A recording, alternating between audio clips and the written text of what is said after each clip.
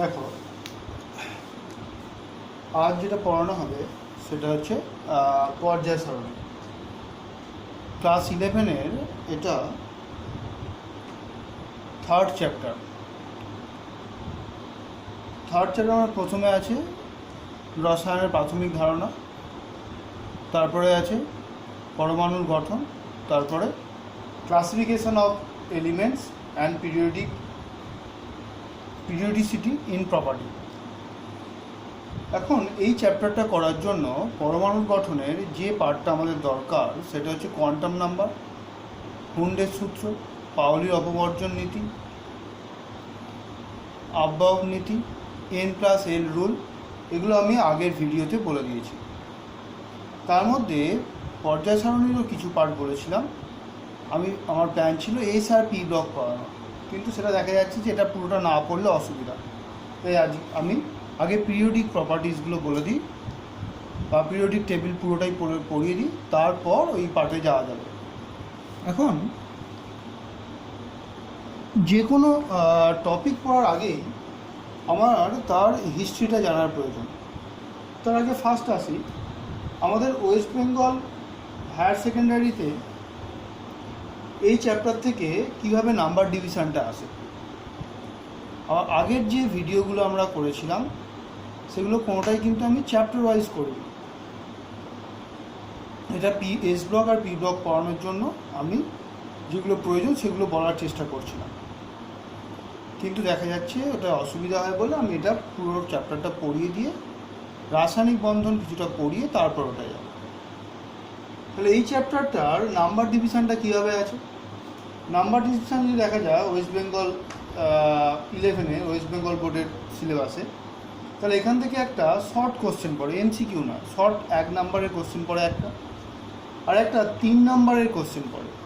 3 number মানে যে একটা পুরো কোশ্চেন 3 নাম্বার এরকম কিন্তু পড়ে না, ওটাকে স্প্লিট করা থাকে, 1, 2, ডেট এইভাবে স্প্লিট করা থাকে। তাহলে মোট 4 নাম্বার এই চ্যাপ্টারটা থেকে পড়ে। এই চ্যাপ্টারটা যদি দেখা যায় তাহলে চ্যাপ্টারটাকে আমরা 3টে পার্টে ভাগ করতে পারি। যে কোনো বই ভালো করে লক্ষ্য করবে যে এই চ্যাপ্টারটাকে 3টে পার্টে ভাগ করেছে। যেমন একটা হচ্ছে এর হিস্ট্রি, মানে পিরিয়ডিক টেবিলের হিস্ট্রিটা, ইতিহাসটা কি। তারপর হচ্ছে যে মডার্ন পিরিয়ডিক টেবিল, আমরা যেটাকে ধরে যে পিরিয়ডিক টেবিলটা আমরা মনে রাখবো বা যেটা ধরে আমরা এগোবো সেটা হচ্ছে মডার্ন পিরিয়ডিক টেবিল। আর থার্ড হচ্ছে periodic properties, HS, West Bengal joint, JEE Main, NEET, এই পরীক্ষাগুলো যদি ভালো করে লক্ষ্য করা যায় যে গত কয়েক বছরে যে কোশ্চেনগুলো পড়েছে সেখানে কিন্তু দেখা যাবে ম্যাক্সিমাম কোশ্চেন পড়ে পিরিয়ডিক প্রপার্টিস থেকে, এই পার্টটা থেকে। তারপর কিছুটা কোশ্চেন পড়ে এখান থেকে, খুবই কম এখান থেকে, আর এই জায়গাটাতে কিন্তু কোশ্চেন পড়ে না। তবুও চ্যাপ্টারটার ইন্টারেস্ট পাওয়ার জন্য বা পুরনো জিনিসকে মনে আনার আবার একবার স্মরণ করে নেওয়ার জন্য এই পার্টগুলোকে আমি তোমাদের বলবো। এগুলো তোমরা আগেও ক্লাস 10-এ কিছুটা হলেও পড়েছো। যাক হিস্ট্রিতে ফার্স্ট হচ্ছে আমরা হিস্ট্রি ব্যাপারটা কী, এর পর্যায় সারণীর হিস্ট্রিটা কী ব্যাপারটা। দেখো, আগের একটা ভিডিও তো আমি বলেছিলাম, তবু এখানে যখন নতুন চ্যাপ্টার হিসেবে আমরা পড়ছি তাই আবার প্রথম থেকেই বলছি যে ধরো কোনো একটা ন্যাশনাল পার্কে, যেমন ধরো আমাদের পাশের রাজ্যই আসামে যদি আমরা কাজিরাঙ্গা ন্যাশনাল ফরেস্টে যাই,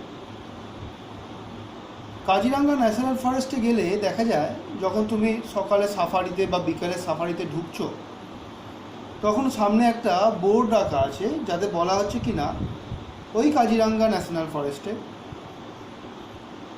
বাঘ আছে, 1 সিংহের গন্ডার আছে,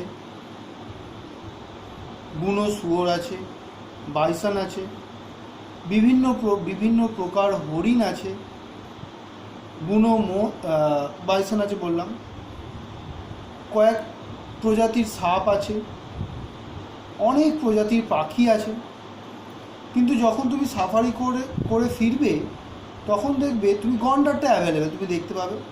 বাঘ দেখা যায় না সাধারণত, বুনো শুয়োর হয়তো দেখতে পারবে, পাখি হয়তো 3-4 রকমের দেখতে পেলে, কিন্তু যেগুলো আছে সব কটা তুমি দেখতে পেলে না।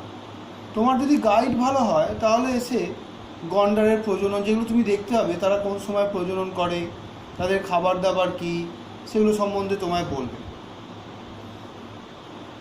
কিন্তু যদি তুমি চিড়িয়াখানায় যাও তাহলে চিড়িয়াখানায় গিয়ে দেখবে যে পৃথিবীর যে ধরনের প্রজাতিগুলো আছে তার অনেক প্রজাতি, পশু পাখির প্রজাতি কিন্তু চিড়িয়াখানায় আছে, যদি আলিপুরেই যাও সামান্য।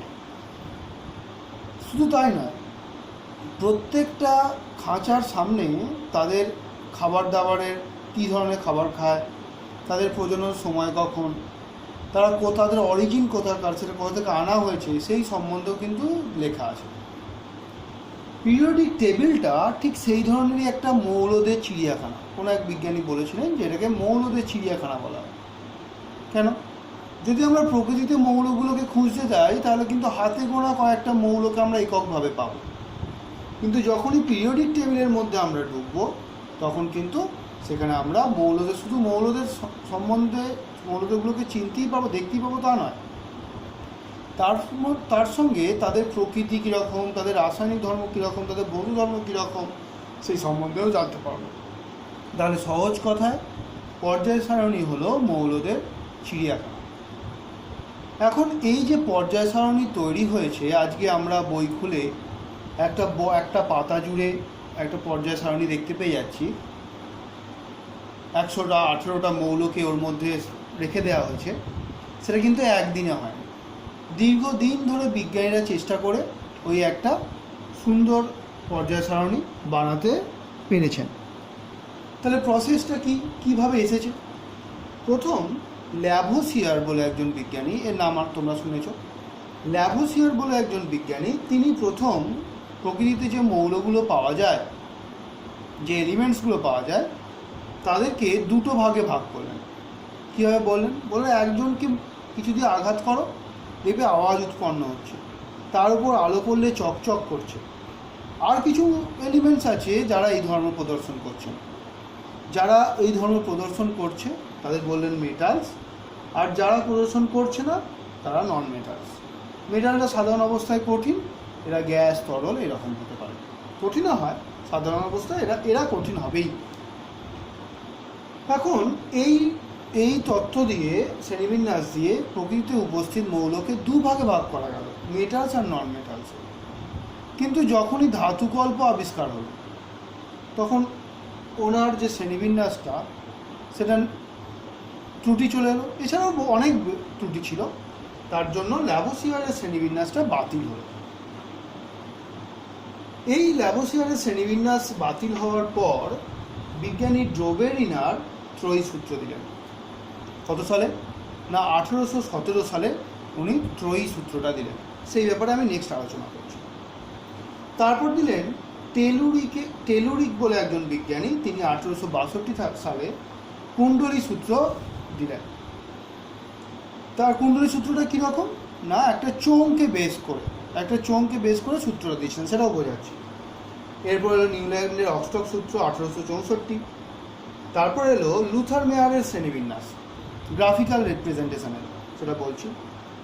এরপর এলো মেন্ডেলিফের পর্যায় সূত্র 1871 সালে। তার সংশোধিত রূপ এলো মোজলে এর সংশোধন করলেন। তারপর যেটা এলো বোরের আধুনিক দীর্ঘ পর্যায় সারণী। আমরা যেটা পড়ি এখন, যেটা মডার্ন ভার্সন, সেটা হচ্ছে আধুনিক দীর্ঘ পর্যায় সারণী। এই হচ্ছে ইতিহাস। এবার এই নিয়ে আমি আলোচনা আমাদের করছি। আচ্ছা, তারপর আগে এটা বলে দেওয়া হোক, তারপর মডার্ন পিরিয়ডিক টেবিল নিয়ে আলোচনা করতে হবে। মডার্ন পিরিয়ডিক টেবিলকে কত রকমভাবে ভাগ করা হয়েছে। এক হচ্ছে ব্লক অনুসারে, যে ভাগটা আমি আগের দিন তোমাদের বুঝিয়েছি, এটা আর বলবো না, এর শুধু বৈশিষ্ট্যগুলো বলবো। শ্রেণী ও পর্যায় অনুসারে,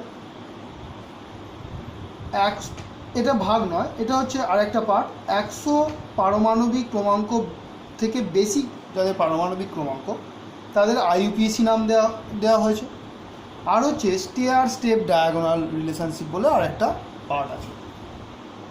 নেক্সট হচ্ছে পিরিয়ডিক প্রপার্টিস, মানে পর্যায়গত ধর্ম। সেটা ক্লাস 10-এ তোমরা কিছুটা পড়েছো। তার মধ্যে আমাদের এখানে পড়তে হবে অ্যাটমিক রেডিয়াই, মানে পারমাণবিক ব্যাসার্ধ বা পারমাণবিক আকার, আয়নাইজেশন পোটেনশিয়াল, আয়নায়ন বিভব, ইলেকট্রোনেগেটিভিটি বা তড়িৎ ঋণাত্মকতা। ফোর্থ হচ্ছে ডি হচ্ছে ইলেকট্রন অ্যাফিনিটি, এটা নতুন তোমাদের কাছে, ইলেকট্রন আসক্তি, ধাতব এবং অধাতব ধর্ম, জারণ এবং বিজারণ ধর্ম, পারমাণবিক আয়তন, গলনাঙ্ক এবং স্ফুটনাঙ্ক, কর্ণ সম্পর্ক, পজিশন অফ হাইড্রোজেন, হাইড্রোজেনের অবস্থান।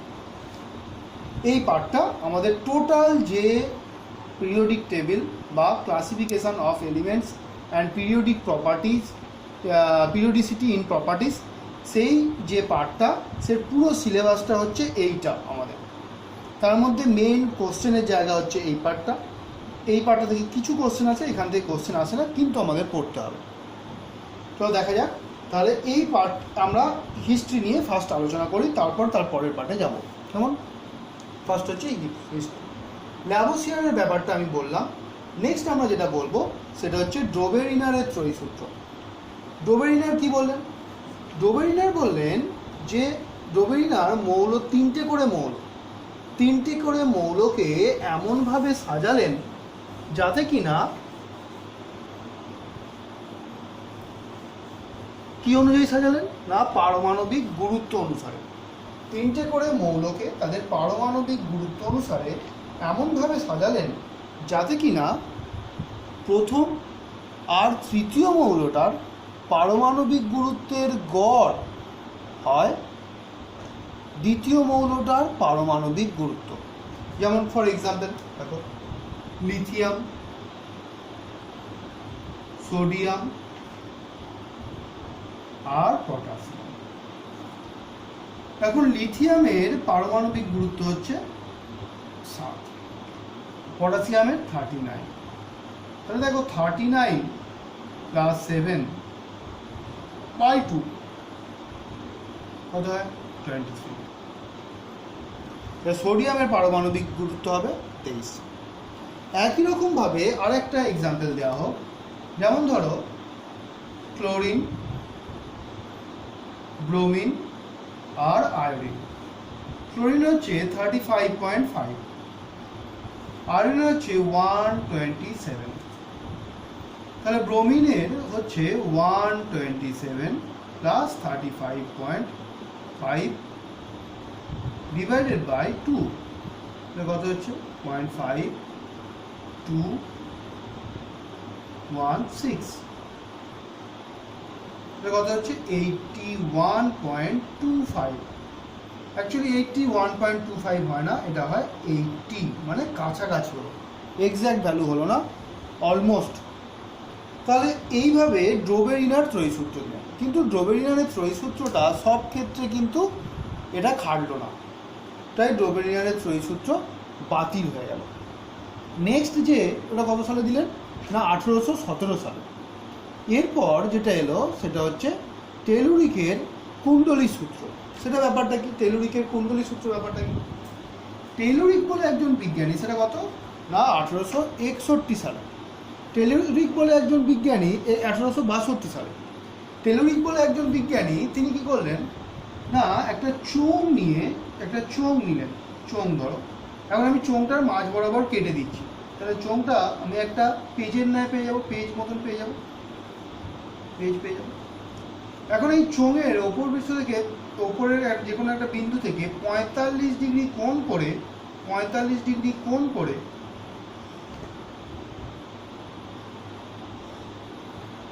তিনি মৌলগুলোকে পারমাণবিক গুরুত্ব অনুসারে বসালেন।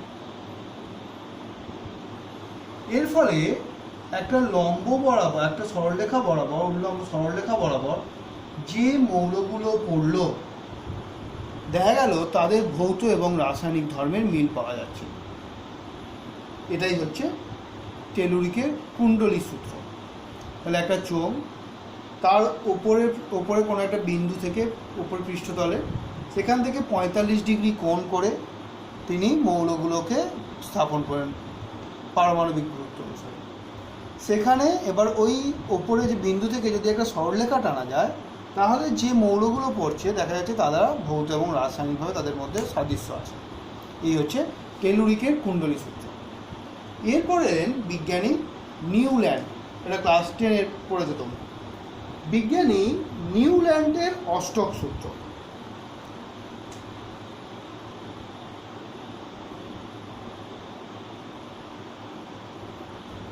নিউল্যান্ড কত না 1864 সালে। নিউল্যান্ডের অষ্টক সূত্রে তিনি কি বললেন না, পারমাণবিক গুরুত্ব অনুসারে যদি মৌলগুলোকে সাজানো হয় তাহলে প্রত্যেক 8টা মৌলর পরপর, যেমন ধরো এটাকে একটা ভালো ব্যাখ্যা করা যায়। যেমন ধরো আমাদের যে মিউজিক আছে, আমাদের বাংলা যে সুর তাল সেগুলো একরকম, ইংরেজিতে একরকম, মানে ওয়েস্টার্ন একরকম, আমাদের দেশের একরকম, কিন্তু সবকটারই বেস হচ্ছে সা রে গা মা পা ধা নি, আবার কিন্তু সা। এই ব্যাপারটাই নিউল্যান্ডের মাথায় খেললো প্রথম এটা থেকে। তাহলে 1 2 3 4 5 6 7, 7টা মৌলের পর যে 8 নম্বর মৌলটা আসবে তাদের মধ্যে একটা ভৌত এবং রাসায়নিক ধর্মের মিল পাওয়া যেতে পারে। এই ধারণার উপর বেস করে নিউল্যান্ড মৌলগুলোকে সাজালেন কি অনুসারে না, পারমাণবিক গুরুত্ব অনুসারে। কীরকম? যেমন lithium, beryllium, boron, carbon, nitrogen, oxygen, fluorine,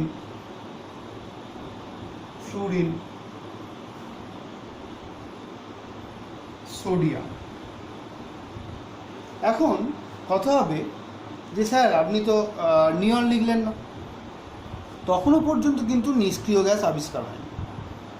তাহলে দেখা যাচ্ছে লিথিয়াম 1 2 3 4 5 6 7 8 নম্বর মৌলটার সঙ্গে লিথিয়ামের রাসায়নিক ধর্মের মিল পাওয়া যাচ্ছে। এটাই ছিল নিউল্যান্ডের অষ্টক সূত্র।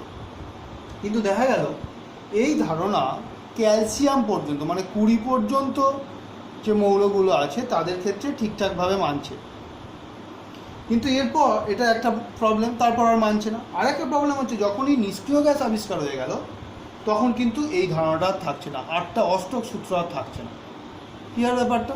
তাহলে এই হচ্ছে নিউল্যান্ডের অষ্টক সূত্র। এরপর বিজ্ঞানী এরপর এলেন, তাহলে কত নম্বর? প্রথম হচ্ছে আমাদের ল্যাভোসিয়ার, তারপর ডোবেরিনা, তারপর টেলুরিক, তারপর নিউল্যান্ড। এরপর আমরা যেটা আসবো সেটা হচ্ছে বিজ্ঞানী লুথার মেয়ার।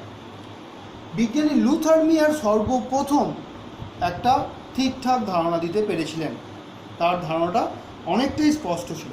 কীরকম করলেন উনি? মৌলগুলোর পারমাণবিক আয়তন এবং পারমাণবিক ভর এই দুটোর গ্রাফ প্লট করলেন। পারমাণবিক আয়তন, atomic volume versus atomic weight বা অ্যাটমিক মাসের একটা গ্রাফ প্লট করলেন। সেই গ্রাফটা আমি এটাকে সিম্পলেস্ট ফর্মে দেখাচ্ছি, এটা অনেক জটিল পার্ট। তোমরা বইয়ে এই পার্টটা পারমাণবিক আয়তন বলে এই যে লিখেছি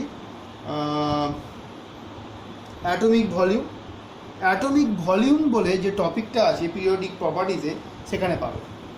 এই গ্রাফটা দেখো, এদিকে কি করলেন না অ্যাটমিক ভলিউম, আর এটা হচ্ছে অ্যাটমিক ওয়েট।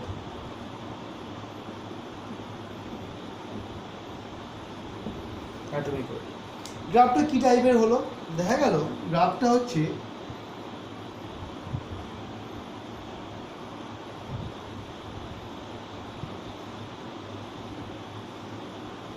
যদি এটা আমি সিম্পলেস্ট ফর্ম বললাম, অ্যাকচুয়ালি এই টাইপ নয়, এটা আমি তোমাদের সিম্পলিয়েস্ট ফর্মটা বললাম। এখন এই এই যে গ্রাফটা দেখছো তার কিন্তু বিভিন্ন পয়েন্ট আছে, যেমন এটা ধরো নিচের পয়েন্টটা, এটা পিক পয়েন্ট, এটা আবার নিচে খাদটা, এটা আবার পিক, এটা আবার খাদ, আবার পিক, আবার খাদ, এদের মাঝে আবার বিভিন্ন পয়েন্ট আছে।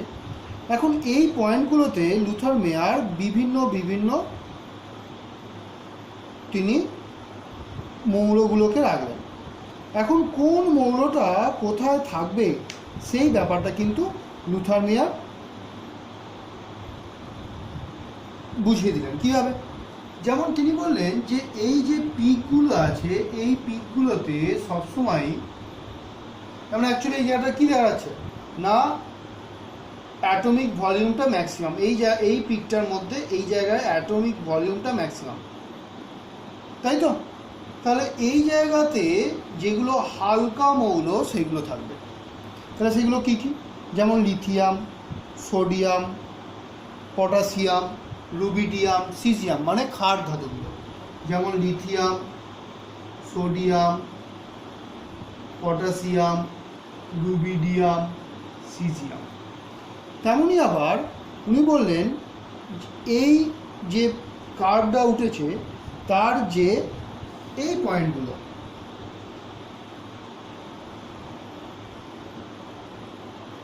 এই যে পয়েন্টগুলো মানে যেটা নামছে সেই পয়েন্টগুলোতে থাকবে ক্ষারীয় মৃত্তিকা মৌলগুলো। তার মানে কি? Beryllium, magnesium, calcium, strontium, barium, এই মৌলগুলো থাকবে।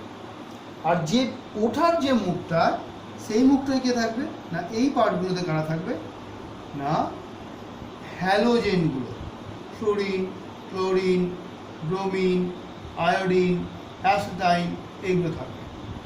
তাহলে এইভাবে তিনি এই অ্যাটমিক ভলিউম ভার্সেস অ্যাটমিক ওয়েটের যে গ্রাফ অঙ্কন করলেন তাতে মৌলগুলোকে প্লট করে দিলেন। বলেন যে এই পিকে যারা থাকবে তাদের কেমিক্যাল নেচার একরকম হবে, একই রকম হবে, এখানে যেগুলো থাকবে তাদের কেমিক্যাল নেচার একই রকম হবে, আবার এই পার্টে যেগুলো থাকবে তাদের কেমিক্যাল নেচার একরকম হবে। এইভাবে তিনি ভাগ করলেন। কিন্তু এই প্রসেসটা মনে রাখা খুবই কষ্টকর। তার জন্য পরবর্তীকালে লুথার মেয়ারের যে ক্লাসিফিকেশান বা ওর যে গ্রাফটা সেটা আমরা অ্যাভয়েড করে গেলাম, সেটাকে আমরা গ্রহণ করলাম না। এরপর যিনি এলেন তিনি হচ্ছেন বিজ্ঞানী মেন্ডেলিফ। বিজ্ঞানী মেন্ডেলিফই ফার্স্ট পর্যায় এবং শ্রেণী বরাবর মৌলগুলোর অবস্থান দিলেন। কিন্তু ওনার বেসটা উনি কার ওপর ডিপেন্ড করে দিলেন না, পারমাণবিক গুরুত্বের ওপর ডিপেন্ড করে। তিনি মৌলগুলোকে তাদের পারমাণবিক গুরুত্বের ক্রম অনুসারে সাজালেন, দিয়ে তার পিরিয়ডিক টেবিলটা দিলেন। মেন্ডেলিফের পিরিয়ডিক টেবিলে ফার্স্ট যখন মেন্ডেলিফ পিরিয়ডিক টেবিল দিলেন, তাহলে Mendeleev periodic table, এমপিটি, Mendeleev periodic table short ফর্মে বলছি। এমপিটিতে তোমার পিরিয়ডস হলো মানে যেটা পর্যায় হলো সাতটা কক্ষপথ, K L M N O P Q, সাতটা পর্যায়। আর গ্রুপস হলো মানে শ্রেণী, যেটা আমরা বলি সেটা হচ্ছে 8টা। কেন? তখনও নিষ্ক্রিয় গ্যাসের ধারণা কিন্তু আসেনি। তাহলে পিরিয়ডিক টেবিলে এমপিটিতে পিরিয়ডস হচ্ছে 7টা, প্রথম যেটা দিয়েছিলাম, তারপর গ্রুপস হচ্ছে 8টা। এখন 7টা পর্যায় আর 8টা শ্রেণীর কথা মেন্ডেলিফ ফার্স্ট বললেন। এইটা বাসার পরে যখন নিষ্ক্রিয় গ্যাস আবিষ্কৃত হলো তখন আরেকটা শ্রেণী এখানে যোগ করা হলো, সেটা হচ্ছে শূন্য শ্রেণী।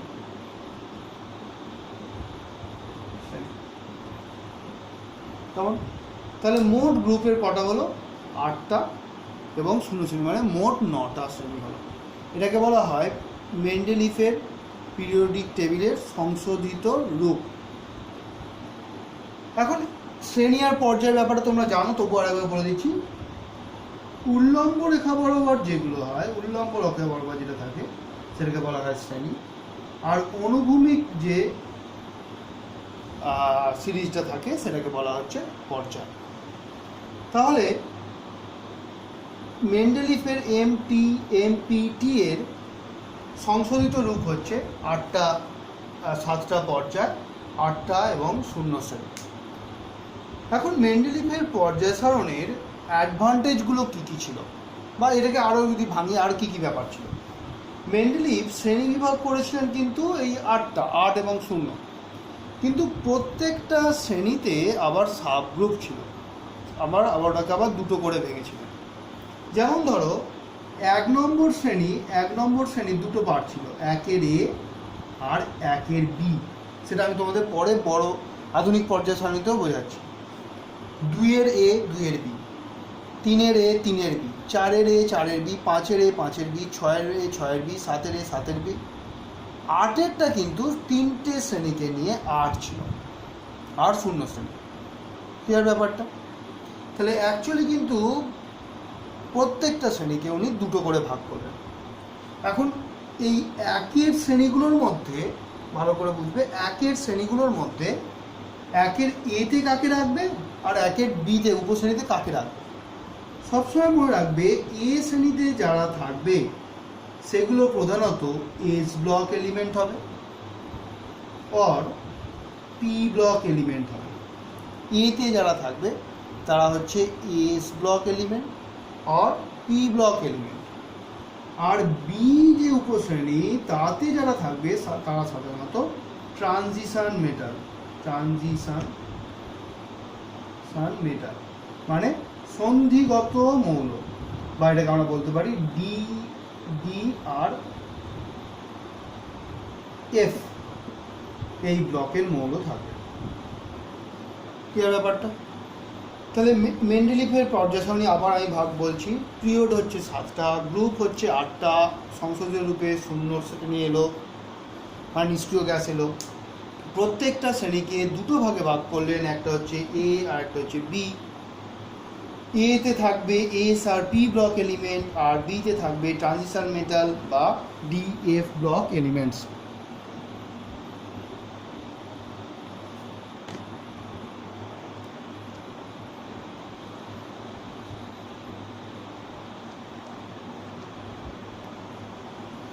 এখন এরপর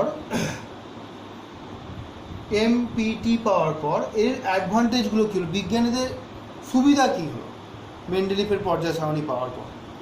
এর অ্যাডভান্টেজ বহু ছিল, ডিসঅ্যাডভান্টেজও ছিল। অ্যাডভান্টেজ কী কী ছিল? অ্যাডভান্টেজের মধ্যে ফার্স্ট হচ্ছে মেন্ডেলিফই ফার্স্ট মৌলগুলোকে একটা শ্রেণী বা পর্যায়ে সাজাতে পারলেন, যেটা আমাদের দৃষ্টিনন্দন, আমরা দেখে সহজে বুঝতে পারবো, যেটা লুথার মেয়ারের ক্ষেত্রে হচ্ছিল না। সেকেন্ড হচ্ছে উনি বেশ কিছু মৌল যেগুলো তখনও আবিষ্কৃত হয়নি তাদের কথাও তার পর্যায় সারণীতে বলে গেলেন। কীরকম ব্যাপারটা? যেমন ধরো তখনও কিন্তু বোরনের নিচের মৌল, তার তলার মৌলটা কার বললাম না, বোরন এর নিচের মৌল। অ্যালুমিনিয়াম তার নিচের মৌল, মেন্ডেলিফের পর্যায় সারণী বলা হচ্ছে। সিলিকন তার নিচের মৌল। আর ছিল ম্যাঙ্গানিজ তার নিচের মৌল,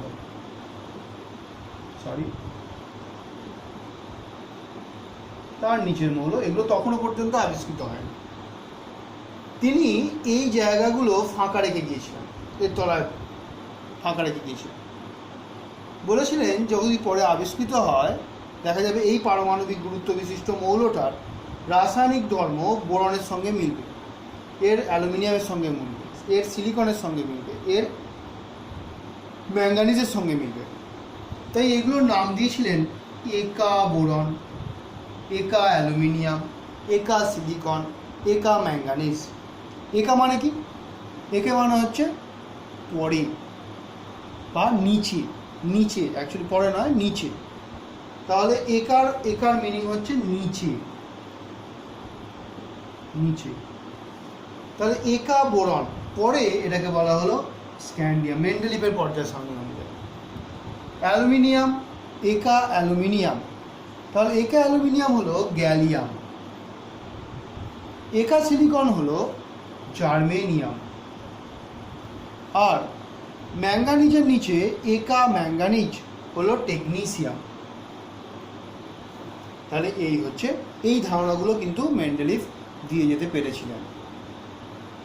ওই জন্যই আরও অনেক পার্ট আছে, সেগুলো নিজেরা পড়বে। এই পার্টগুলোর জন্যই মেন্ডেলিভের যে পর্যায় সূত্র বা পর্যায় সারণী বিজ্ঞানীদের কাছে ইম্পর্টেন্স পেয়েছিল। এখন এই জায়গা থেকে ড্রব্যাকস আছে, প্রচুর ড্রব্যাকস আছে। ড্রব্যাকসগুলো কী কী? তাহলে মেন্ডেলিভের ফার্স্ট হচ্ছে, মেন্ডেলিভের পর্যায় সূত্রটা কি না, কোনো প্রকৃতিতে উপস্থিত মৌলগুলোকে যদি তাদের পারমাণবিক গুরুত্বের ক্রমানুসারে সাজানো হয়, তাহলে নির্দিষ্ট পারমাণবিক গুরুত্ব পরপর মৌলগুলোর ভৌত এবং রাসায়নিক ধর্ম পর্যায়ক্রমে পুনরাবৃত্ত হবে। এর অ্যাডভান্টেজগুলো কী কী? মেন্ডেলিভের পর্যায় সারণী কটা পর্যায়, কটা শ্রেণী? 7টা পর্যায়। মেন্ডেলিভ 8টা দিয়েছিলেন, পরে সংশোধিত রূপে 9টা হলো, 0 শ্রেণী বা নিষ্ক্রিয় গ্যাসটা যোগ হলো। প্রত্যেকটা শ্রেণীর 2টো করে ভাগ, একটা হচ্ছে এ, একটা হচ্ছে বি। এতে থাকবে এস ব্লক আর পি ব্লক এলিমেন্টসগুলো, আর বিতে থাকবে ট্রানজিশন মেটালস আর ডি আর এফ এলিমেন্টসগুলো। এর অ্যাডভান্টেজ কি? মেন্ডেলিভ ফার্স্ট মৌলগুলোকে পর্যায় এবং শ্রেণী অনুযায়ী ভাগ করতে পেরেছিলেন। সহজে আমরা কোন মৌলের সঙ্গে কার রাসায়নিক ধর্মের মিল থাকবে সেটা মনে রাখতে পারছিলাম। সেকেন্ড হচ্ছে, মেন্ডেলিভ তখনও আবিষ্কৃত হয়নি, তখন মাত্র 63টা মৌল আবিষ্কার হয়েছে। তারপর অনেক মৌল আবিষ্কার হয়েছে, সেই মৌলগুলোর পজিশনও কিন্তু মেন্ডেলিভ বলে দিয়েছিলেন। যেমন তার মধ্যে এক্সাম্পল হচ্ছে একা বোরন, একা অ্যালুমিনিয়াম, একা সিলিকন, একা ম্যাঙ্গানিজ। এগুলো একা বোরন হচ্ছে স্ক্যান্ডিয়াম, একা অ্যালুমিনিয়াম হচ্ছে গ্যালিয়াম, একা সিলিকন হচ্ছে জার্মেনিয়াম, একা ম্যাঙ্গানিজ হচ্ছে টেকনিসিয়াম। একার কথার অর্থ হচ্ছে নিচে। তাহলে এই হচ্ছে মেন্ডেলিভের ব্যাপার। মেন্ডেলিভ এটা করার পর ওর যে ড্রব্যাকসগুলো এলো, যেমন একটা ড্রব্যাকস, এটা সবাই জানা, যেমন পারমাণবিক গুরুত্ব অনুসারে যদি সাজানোই হতো, তাহলে পটাশিয়াম আর আর্গনের মধ্যে অবশ্যই পটাশিয়াম আগে স্থান পেত, কারণ ওর হচ্ছে পটাশিয়াম হচ্ছে 39, পটাশিয়াম হচ্ছে 39, আর আর্গন হচ্ছে 40। কিন্তু পটাশিয়ামকে উনি পরে রেখেছিলেন, আর্গনকে আগে রেখেছিলেন, তাই না? দ্বিতীয় হচ্ছে, হাইড্রোজেনের কোনো স্থান দিতে পারেননি, তাই। তৃতীয় হচ্ছে, তিনি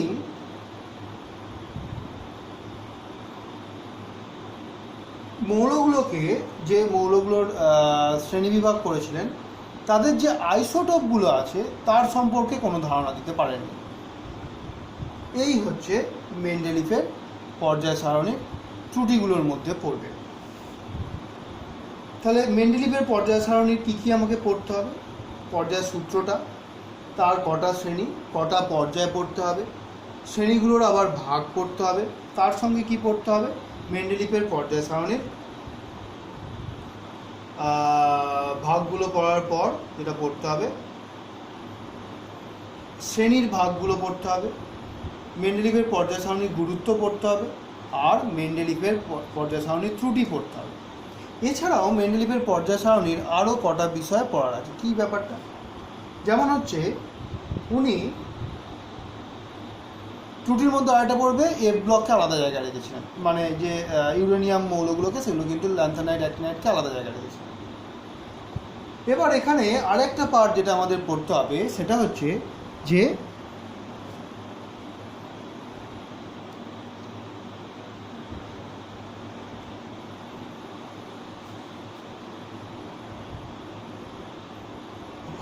অতিহ্রস্ব শ্রেণী, হ্রস্ব শ্রেণী,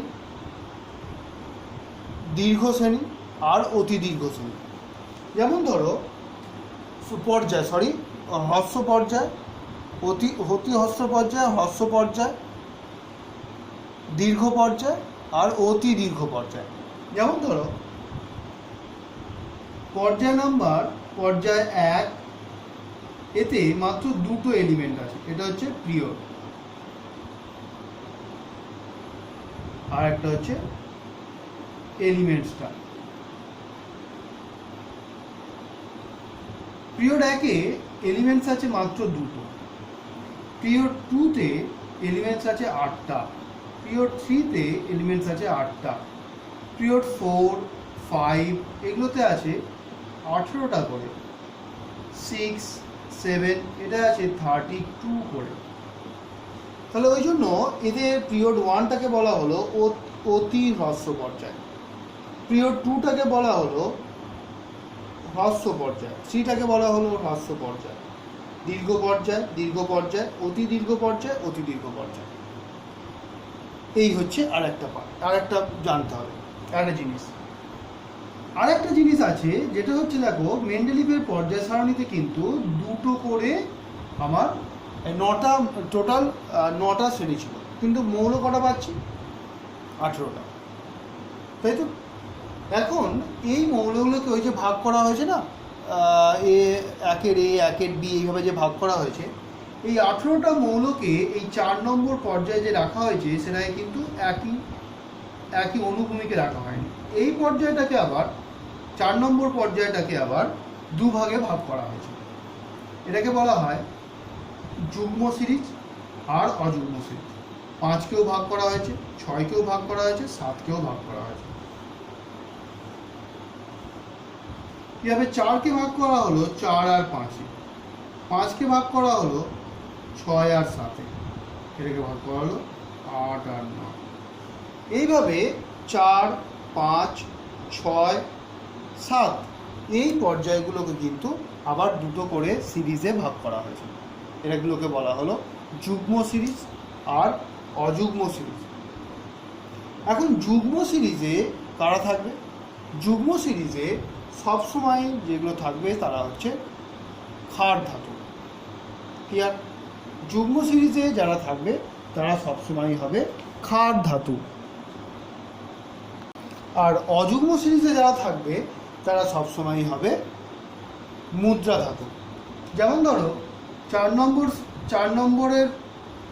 নম্বর যে পর্যায়টা পাওয়া যায় তাতে ক্ষার ধাতু কে থাকে? তাতে ক্ষার ধাতু হাইড্রোজেন 1 নম্বর পর্যায়, লিথিয়াম হচ্ছে 2 নম্বর পর্যায়, 3 নম্বর পর্যায়ে হচ্ছে সোডিয়াম, 4 নম্বর পর্যায়ে হচ্ছে পটাশিয়াম।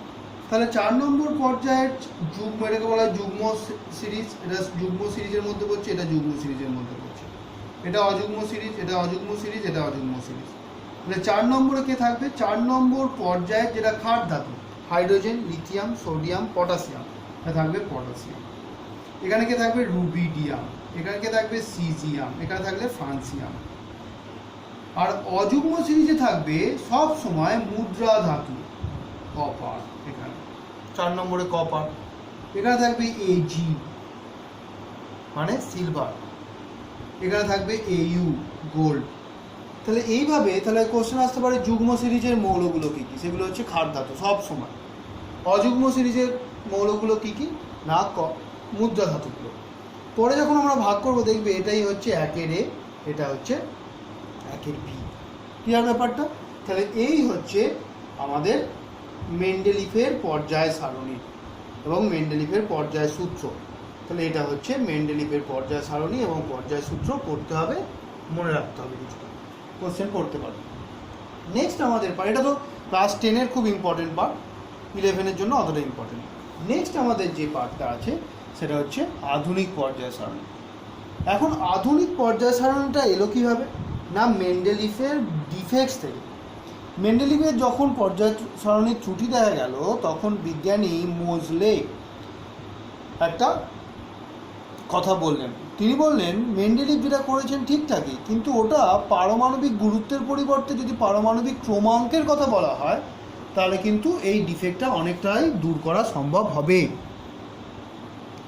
তাহলে ওই জন্য তিনি বললেন, তাহলে মেন্ডেলিভের পর্যায় সারণীর সংশোধিত রূপটা কে নিয়ে এলেন না মোজলে। তিনি বললেন যে কোনো প্রকৃতিতে উপস্থিত মৌলগুলোকে তাদের পারমাণবিক ক্রমাঙ্কের ক্রমানুসারে যদি সাজানো হয় তাহলে মৌলগুলো ভৌত এবং রাসায়নিক ধর্ম পর্যায়ক্রমে পুনরাবৃত্ত হয়। এখন এই ধর্মটাকে কাজে লাগিয়ে পরবর্তীকালে বিজ্ঞানী নিলস বোর এবং তার ছাত্রছাত্রীরা মিলিয়ে তৈরি করলেন কি না আধুনিক দীর্ঘ পর্যায় সারণী।